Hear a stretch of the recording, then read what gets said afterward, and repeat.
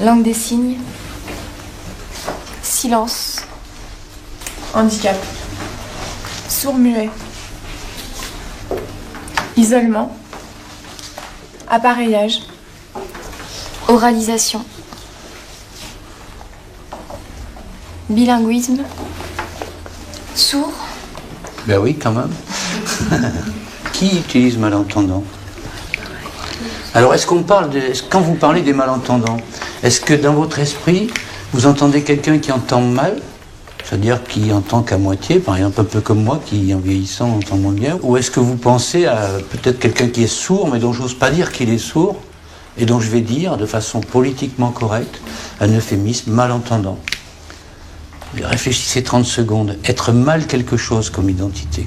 Est-ce que vous êtes mal homme? Et moi, je serais, est-ce que je serais mal femme en quelque sorte, ou mal blonde, ou mal brune, etc. Imaginez que vous passiez une vie à être définie parce que vous avez une idée que la majorité a de vous dans le mal quelque chose.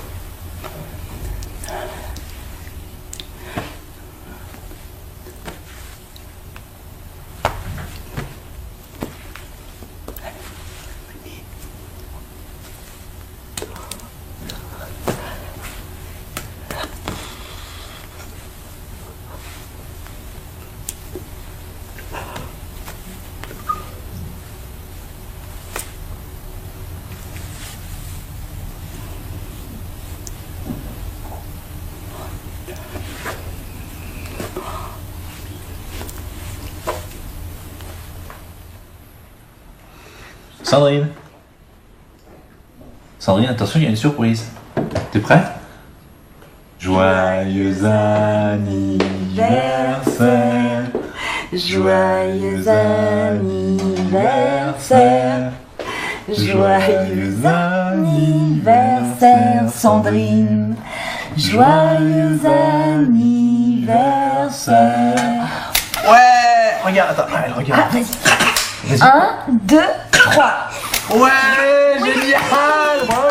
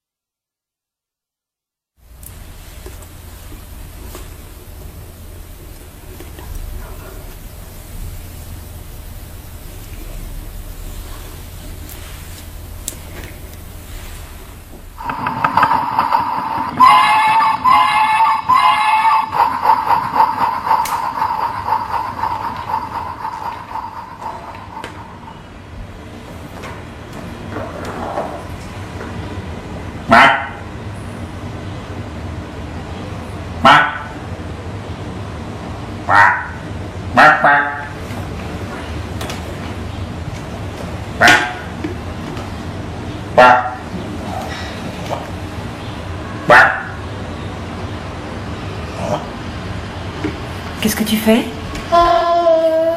Je sais pas, elle aime bien quand je fais les grenouilles.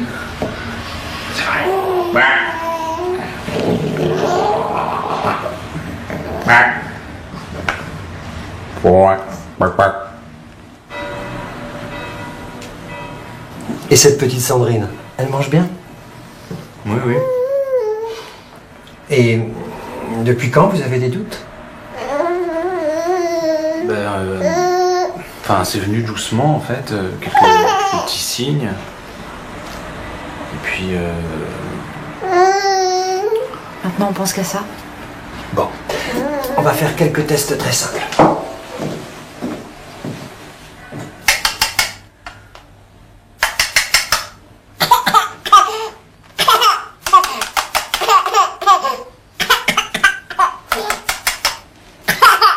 Eh ben, vous voyez, tout est normal. Bon, pour toute sécurité, on va faire des tests un peu plus approfondis, d'accord?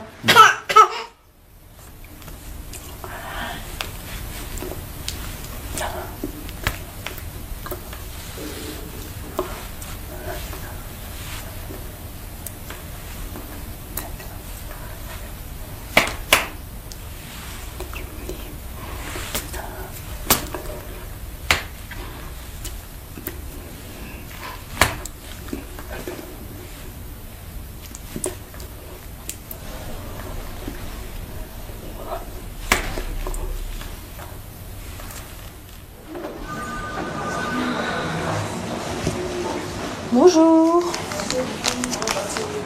On vient faire le test auditif, mais vous pouvez rester, il n'y a pas de souci. Qu'on va mettre. Celle-ci, ils n'aiment pas généralement. Sur le front, ça gêne.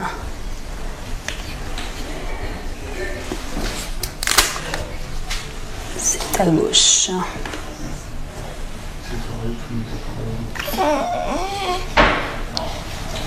Voilà ma puce. Attends, tu bouges pas. Oh non, non, non, non, non. Oh, non, non.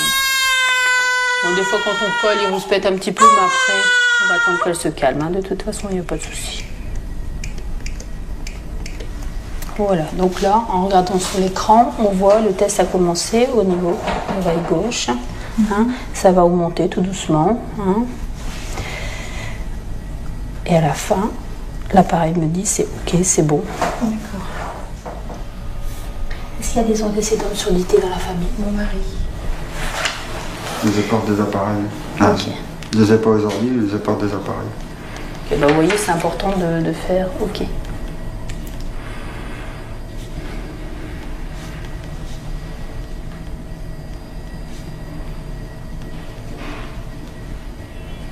Ça, je le précise hein, sur le carton. Ça avance, vous voyez, quand on regarde. Ça se fait depuis 1 an et demi, 2 ans. C'est un test qui est très fiable, mais bon. Mais c'est bien, hein. Bah oui, surtout quand il y a des antécédents. Oui, si. Donc nous, on fait un premier test. Bon, si c'est bon, c'est marqué dans son carnet de santé, c'est tout. Si on a du mal à le faire, on en refait un deuxième. Et après, bon, on les embête pas plus longtemps. Après, s'il y a un souci, on prend un rendez-vous avec le centre de dépistage, hein, où les parents sont pris en charge très vite. S'il y avait un souci. Mais très souvent, il n'y a pas grand-chose. Je pense que la manière dont le dépistage a été organisé actuellement conduit effectivement dans cette logique-là à penser que la surdité est une maladie qui se soigne et qui se guérit. D'ailleurs, ce dépistage se fait au même moment en maternité, qu'au moment où on dépiste des maladies pour lesquelles un traitement très rapide est important pour l'enfant, par exemple la phénylcétonurie. On sait que c'est une maladie très grave, mais que cette maladie est dépistée dès la naissance, on adapte le traitement de l'enfant et l'enfant va se développer normalement, alors que si on ne le dépiste pas précocement, il va devenir très très lourdement handicapé. Donc il y a un intérêt vital à dépister la phénylcétonurie, par exemple, dès le jour 2 ou 3 de vie. La surdité, c'est d'un autre ordre. Et donc, il n'y a pas d'urgence à la dépister comme ça. Après le dépistage, il y a la confirmation diagnostique de la surdité qui se fait par des tests ORL. Et puis il y a l'annonce du diagnostic de surdité sur... Bon. Alors moi, c'est pas mon métier d'annoncer la surdité, mais je sais par ce qui m'est raconté, par toute une série de personnes qui témoignent de cela, que ce qui est dit à ce moment-là, ce n'est jamais votre enfant est sourd. C'est votre enfant a un problème auditif et on va pouvoir l'aider parce que maintenant la médecine a fait des grands progrès et avec l'implant on va l'aider. Et les parents qui sont dans un premier temps extrêmement confiants par rapport aux professionnels médicaux sont très réceptifs par rapport à ce discours-là, qui est le discours qu'ils souhaitent entendre, puisqu'ils ont un enfant, on leur dit qu'il est sourd, et puis le discours médical consiste à dire on va le soigner, la surdité va disparaître. Donc ils sont très réceptifs à ça, ils sont très contents de ça. Et malheureusement, ils partent dans cette logique-là où on dénie complètement la surdité. On fait comme si l'enfant n'était pas sourd, s'il allait un jour ne plus l'être.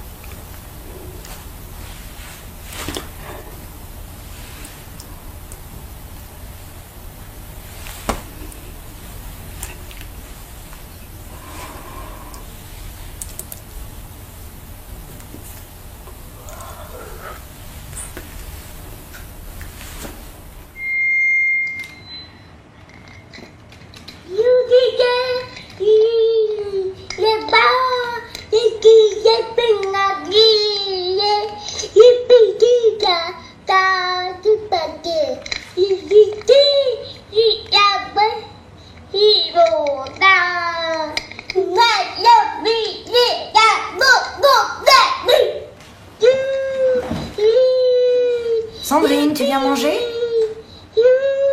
Sandrine?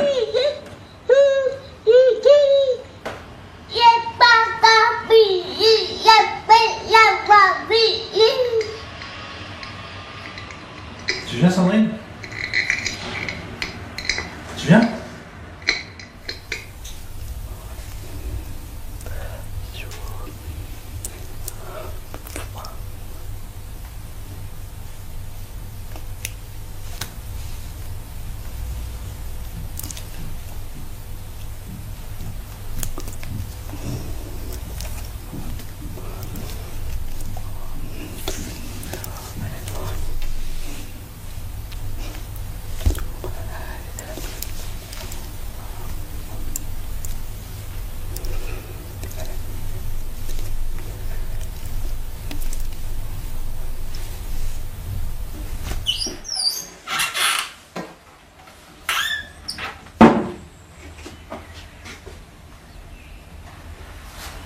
Allez, fini.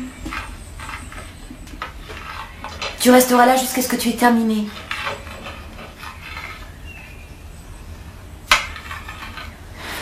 Tu m'entends, Sandrine? Maman n'est pas contente. Allez, fini. Tu termines toute ton assiette.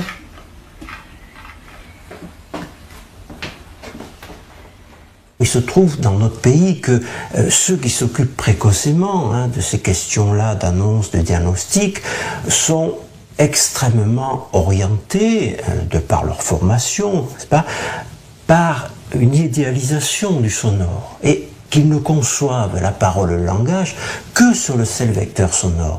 Si bien que pour eux, la plupart du temps, bien entendu, être atteint de surdité, c'est être véritablement handicapé du langage et de la parole. C'est être quelque part malade, en quelque sorte, de ne pas pouvoir parler. Et bien ceci est bien sûr complètement abusif et tout à fait partial, puisque un petit gamin, un petit enfant est parfaitement à même de prendre parole au travers de la gestuelle et il se construit avec la relation, dans la relation avec son entourage, un certain nombre de réseaux langagiers dès lors qu'on lui en donne la possibilité. Donc, si vous voulez, d'une part, on n'est pas habilité à concevoir que les sourds sont des malades de la parole, pour la bonne et simple raison que la parole n'est pas dépendante du seul vecteur sonore.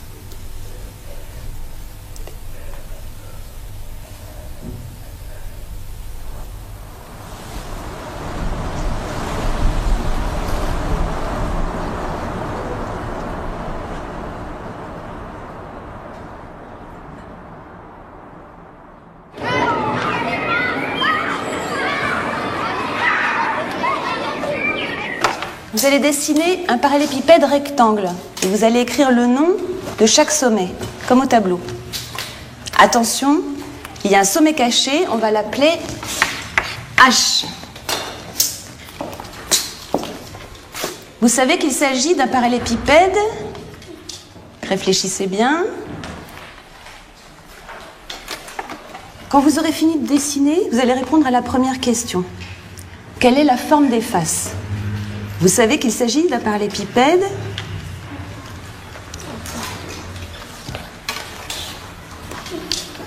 Maîtresse, le BA, c'est à combien de carreaux? Ta règle et ton écart te suffisent, Sophie.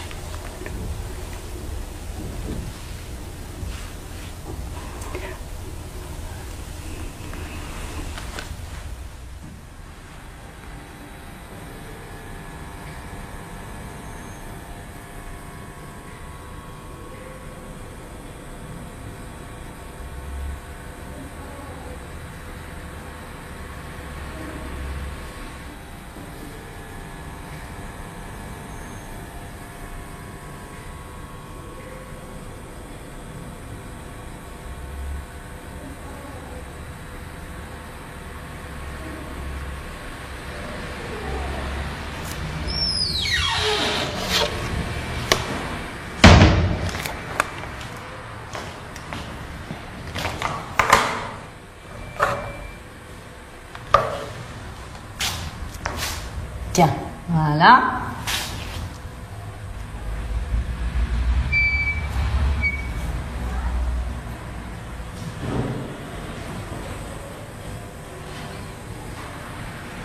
Ça va? Ça fait pas mal?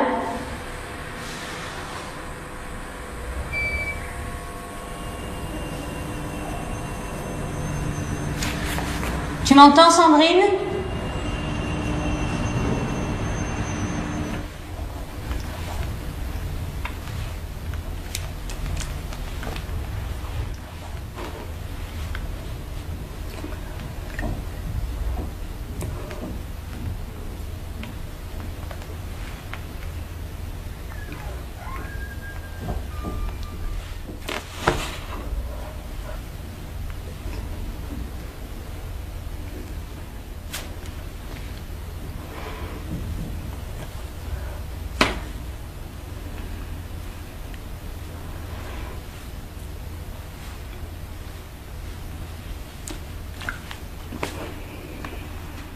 L'approche de la surdité de l'enfant vue comme un manque, à partir du diagnostic et de la représentation plutôt en creux et en négatif de ce que peut être la surdité, entraîne forcément l'idée d'un projet, alors ça peut être à l'école, en famille, dans la société, qui soit un projet à encourager la réhabilitation ou le rapprochement de la norme, entendre et parler.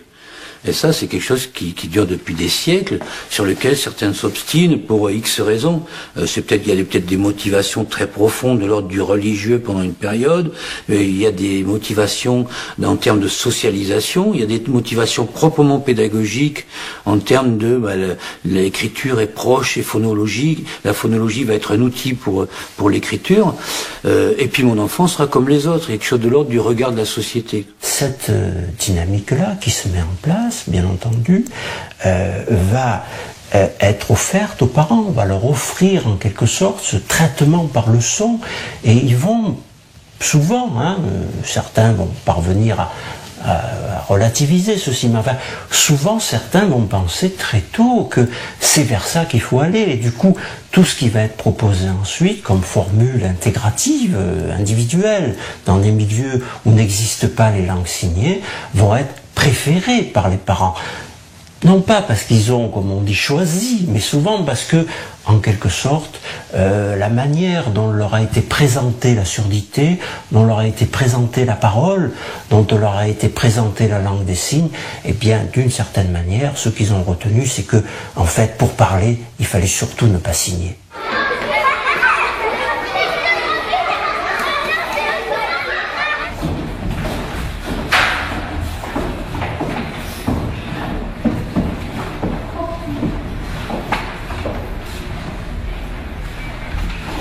Entrez, allez-y.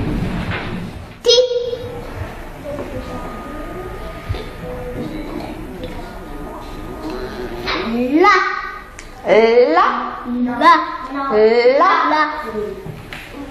Est-ce que tu es d'accord, Mélisse? Ta. Un. Ra. Ti.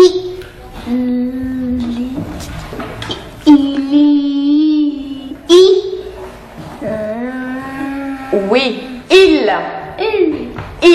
Très bien. Bravo, Noémie. Aïba. Aïba. Aïba. Poésie. Aïba. L'automne.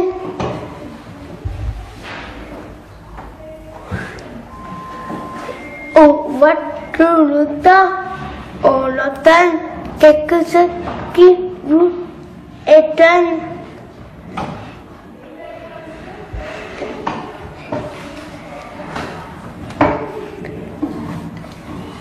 C'est une branche tout à coup qui s'enfuit dans votre cou. Le lame tout rouge.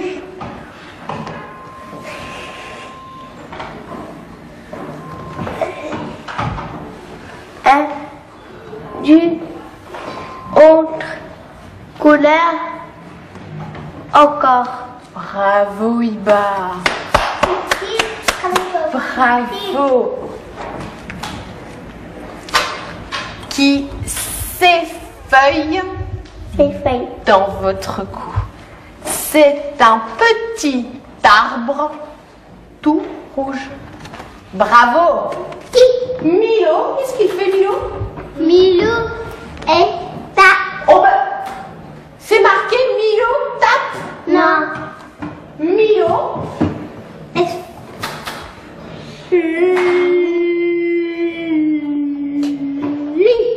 Lit. Qu'est-ce que ça veut dire? Milo lit.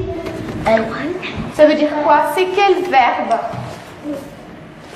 Lire. Oui. Lire. Lire. Alors qu'est-ce qu'il fait, Milo? Milo. Il dort. Il dort? Mais non, qu'est-ce que tu m'as dit? Lire. Milo. Lire. Il lit. Voilà.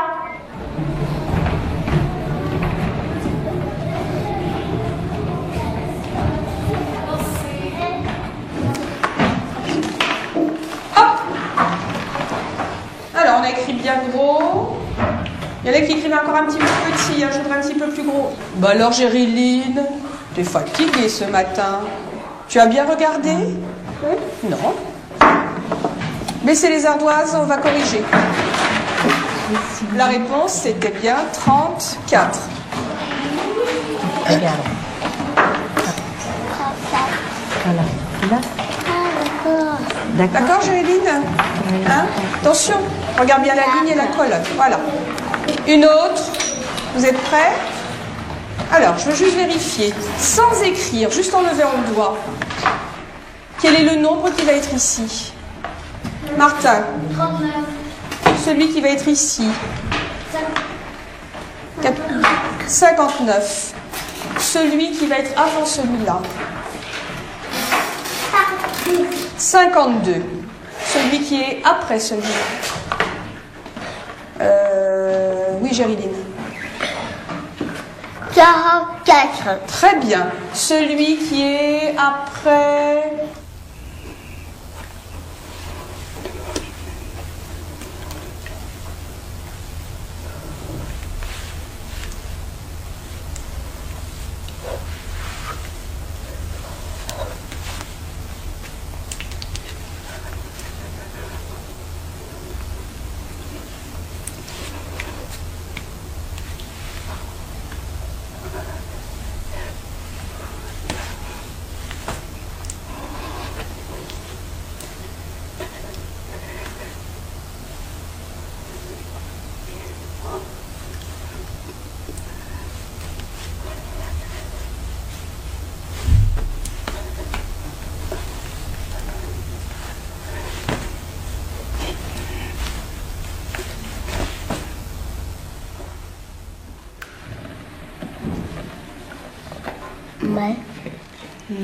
Neige.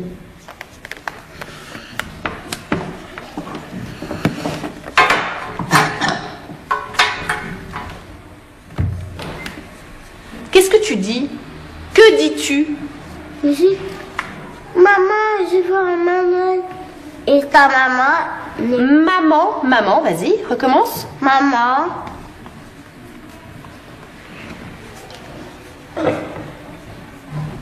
Toi, qu'est-ce que tu dis, toi, maman? Qu'est-ce que tu dis? Qu'est-ce que tu as dit, là, Gériline? Qui? Toi, tu vas au manège. Qu'est-ce que tu dis quand tu es sur le manège? Qu'est-ce que tu dis? Alors? Maman ne veut pas que la petite fille fasse des bêtises. Maman ne veut pas que la petite fille fasse des bêtises. D'accord, mais toi, quand tu es sur le manège, qu'est-ce que tu dis? Tu dis rien. Qu'est-ce que tu dis? Est-ce que je peux aller au manège? Est-ce que je peux aller au manège? Maman te dit oui, vas-y. Qu'est-ce qu'elle dit, maman, alors? Non. a dit non. Après, tu vas au manège. Non. Mais Alors. maintenant, on va en glace. Bah dis donc, tu as de la chance, hein. On va écrire un copier après. Alors, on va retourner s'asseoir. Regarde. Et je vous dis bravo. Bravo, bravo.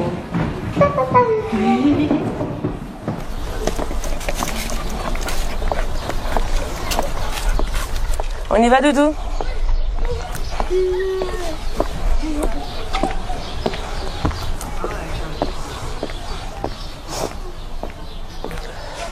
Tu vois, là, je suis contente, je suis fière de toi.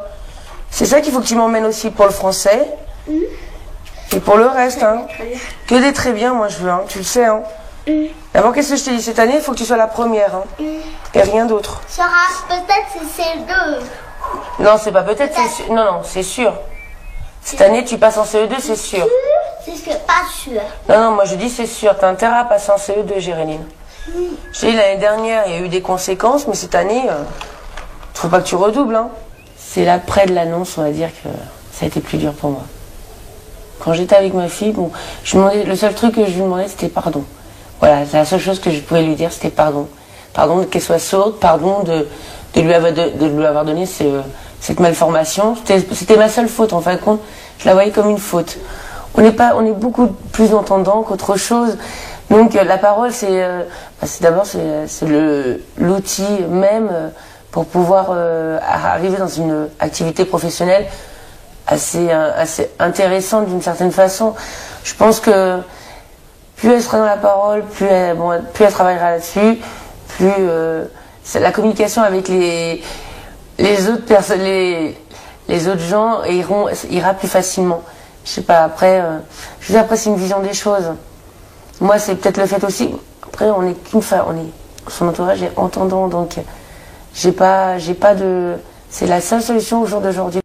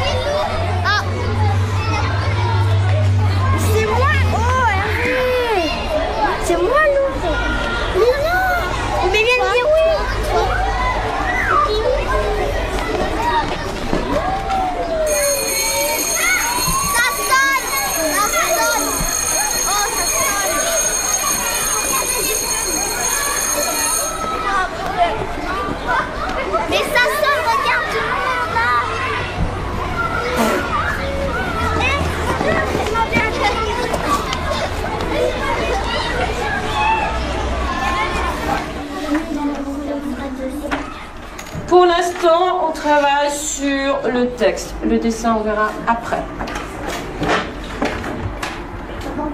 Maintenant, je veux le texte. Donc, vous réfléchissez. Vous avez ici des petites choses qu'on a retrouvées ce matin en y réfléchissant ensemble. Et vous écrivez. À mon avis, Do et Dido, vous n'êtes pas bien vraiment placés pour pouvoir travailler ensemble.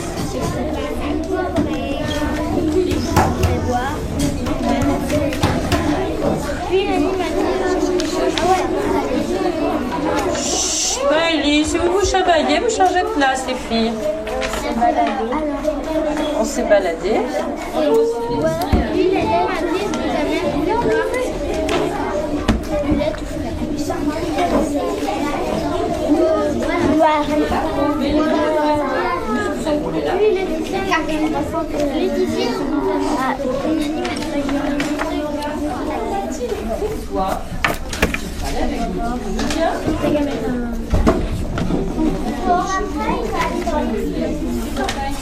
L'agneau et le porcelet, le lapin. Au revoir. Ça marche pas. C'est un peu comme ça.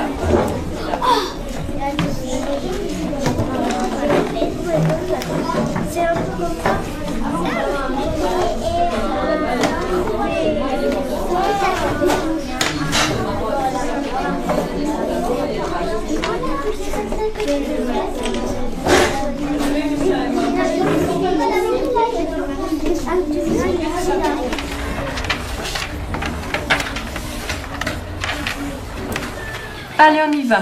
Je compte mes billes en tout. Ça fait combien? 6 et 4, Emma.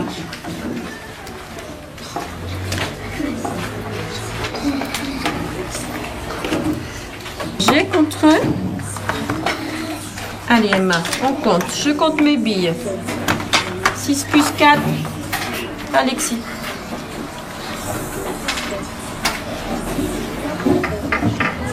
Regarde, je compte d'abord mes billes. 6 plus 4, ça fait...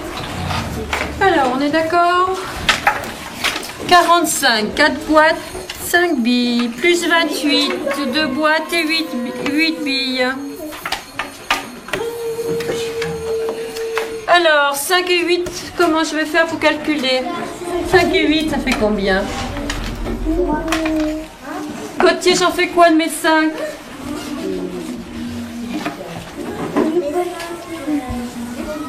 5 et 5? Non, une nouvelle boîte, d'accord. Et qu'est-ce que j'ai comme boîte maintenant? 1, 2 et 3. 3, 2 et 3, ça fait?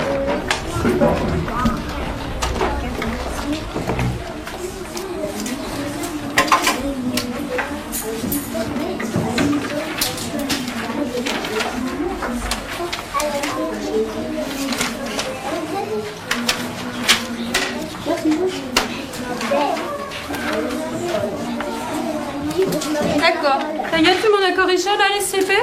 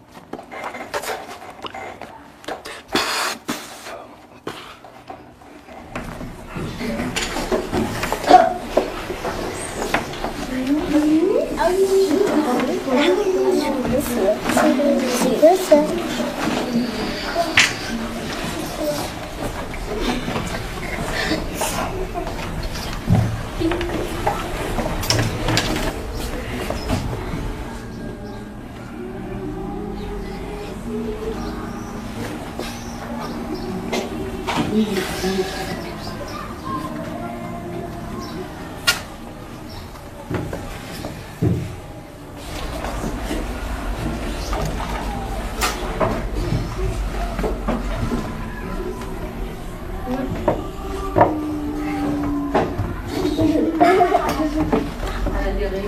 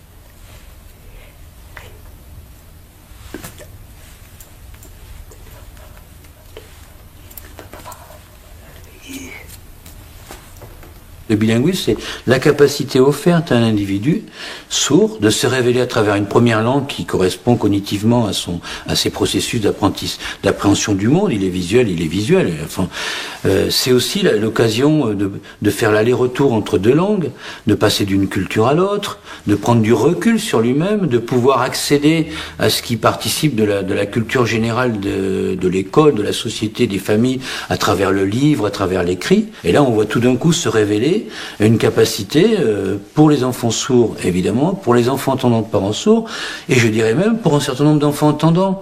On voit dans les écoles, là où se pratique une immersion bilingue, on voit énormément d'enfants entendants qui ont envie et qui très vite apprennent la langue des signes. Parce qu'elle est, si on fouille un peu, elle est quand même un résidu de notre histoire humaine. D'un point de vue anthropologique, on est dans le geste humain.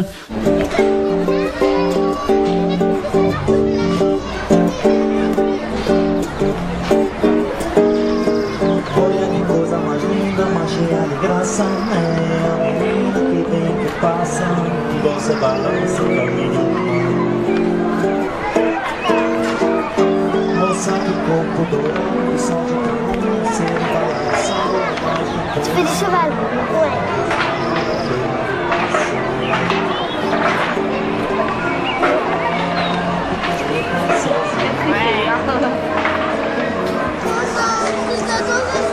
Mais j'ai pas de petit gâteau là, mon chou. Attends, je vais te donner des sous. On va voir si tu peux t'acheter quelque chose avec ça.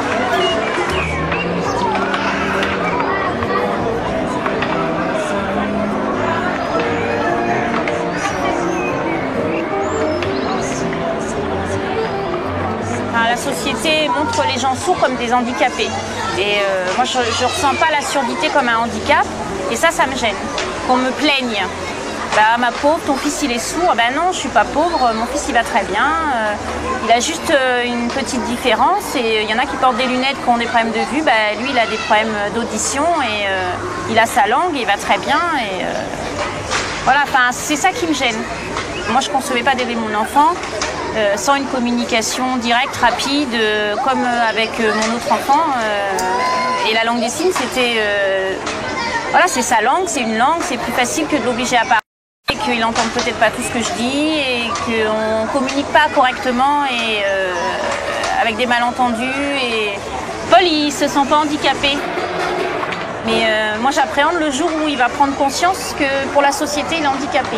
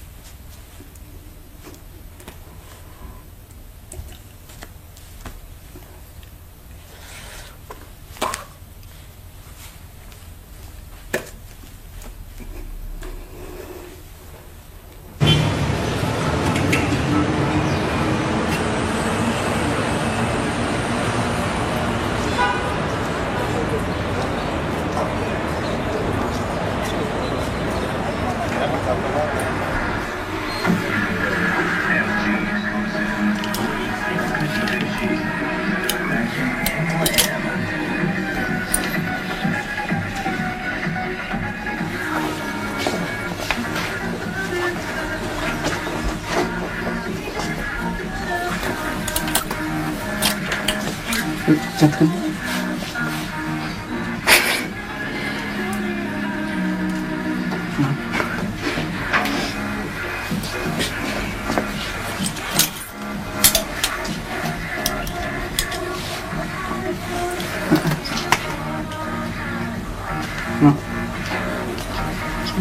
J'aime bien.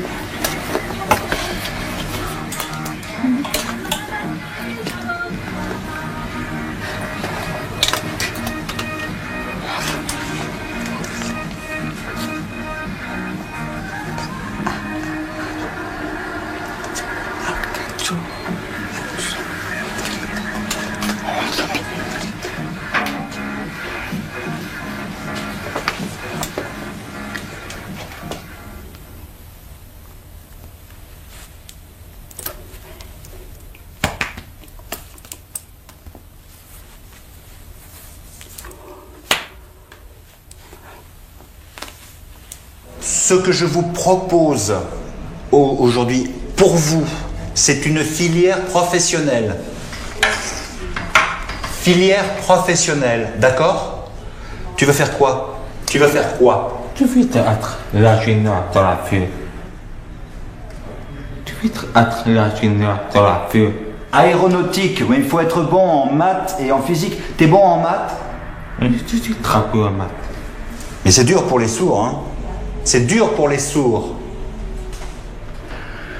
Sandrine, Mathilde, au lieu de bavarder, vous pourriez me dire ce que vous voulez faire? Comédienne. Je veux faire du théâtre.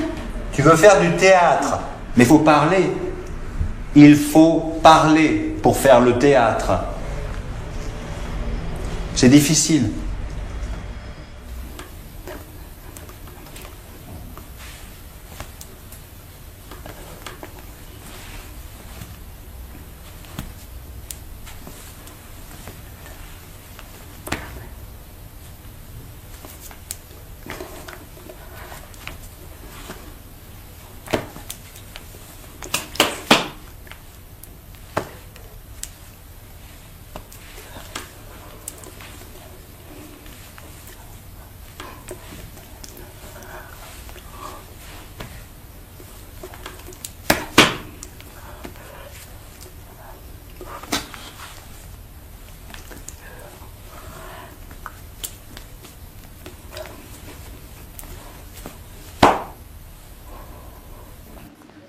Ça se fait qu'il ne souffre pas d'imprécision. Qu'on est imprécis, on l'a vu hier, ça ne marche pas bien, quoi. Parce que aussi, entre la langue des signes et la parole, il faut qu'il y ait des moments où ce soit en même temps et des moments où ça s'écarte. Oui, il y a des rendez-vous. Il y a des rendez-vous. À l'intérieur, il y a des rendez-vous qui tombent pile en même temps. Et c'est ça qui est intéressant parce que ça permet au spectateur, lui, de se repérer dans la langue des signes. C'est-à-dire que la propre langue parlée, la langue orale, sert pratiquement pour un spectateur entendant de véhicule pour dire « Ah, mais ça veut dire ça !» Ils le disent comme ça. « Ah bon, ils le vivent comme ça, eux, alors que les autres le vivent différemment. » Vous voyez?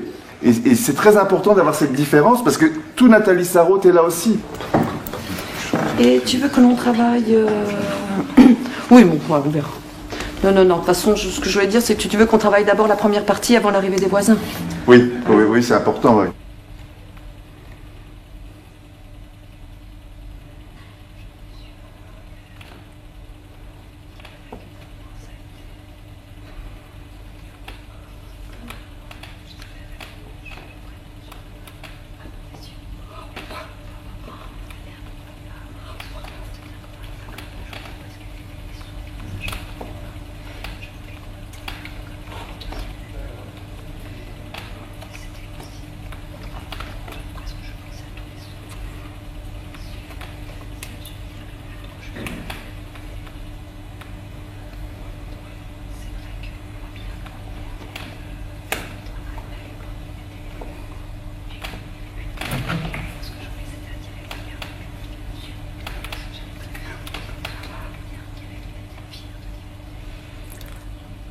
Faut pas trop calculer non plus, sinon on surveille, ça constipe le jeu après.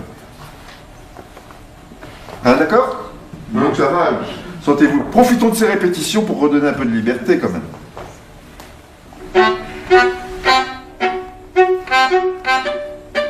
ça qu'avec moi tu as pris des précautions. Rien de voyant. Rien de clair. On peut me comprendre? Rond pour un oui ou pour un non? Tu te rends compte?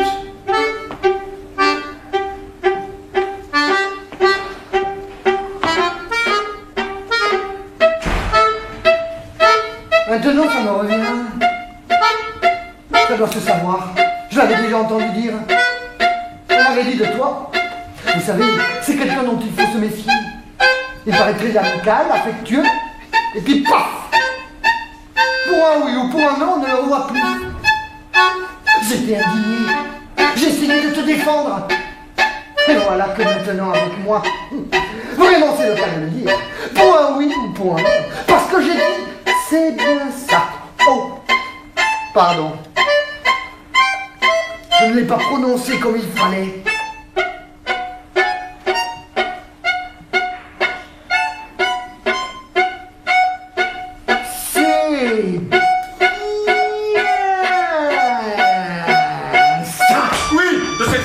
Tout à fait ainsi.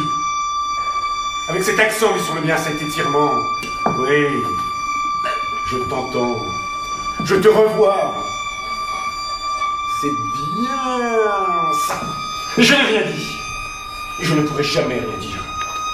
Mais si, voyons. Dis-le.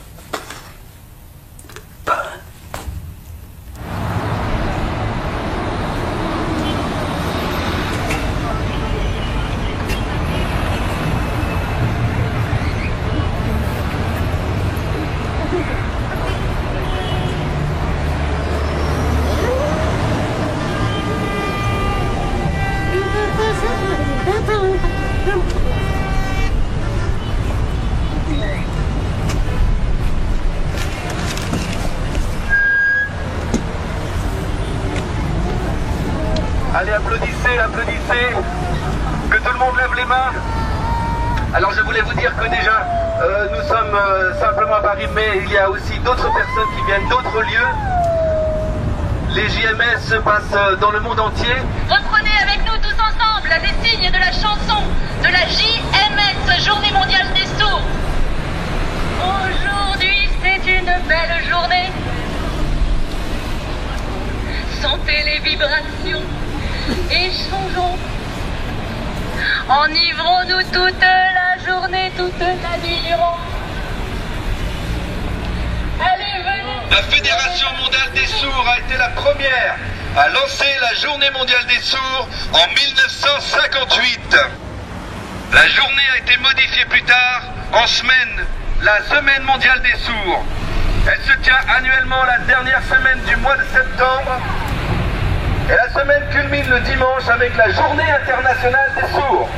Aujourd'hui, la FMS est reconnue par l'Organisation des Nations Unies comme une association internationale non gouvernementale qui représente approximativement 70 millions de sourds dans le monde entier.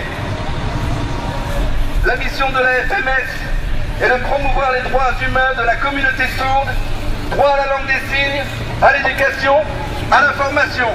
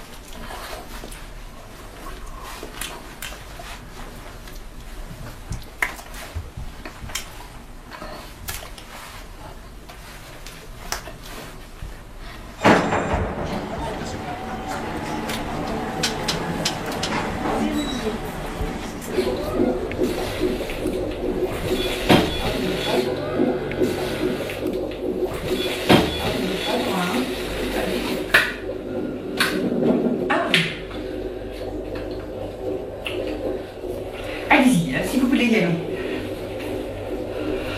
Si vous voulez y aller, allez-y. Tout doucement, doucement. Allez. Et surtout, tu lui dis bien que quand il ne faut pas qu'elle souffle. Hein.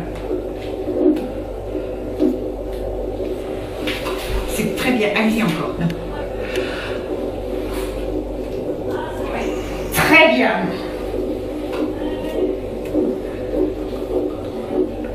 Très bien. Soufflez. Regardez-moi. Top, top, top, top, pu, pu. Très bien.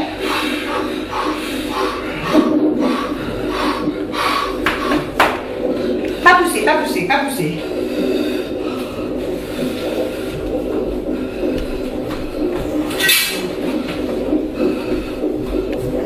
Voilà.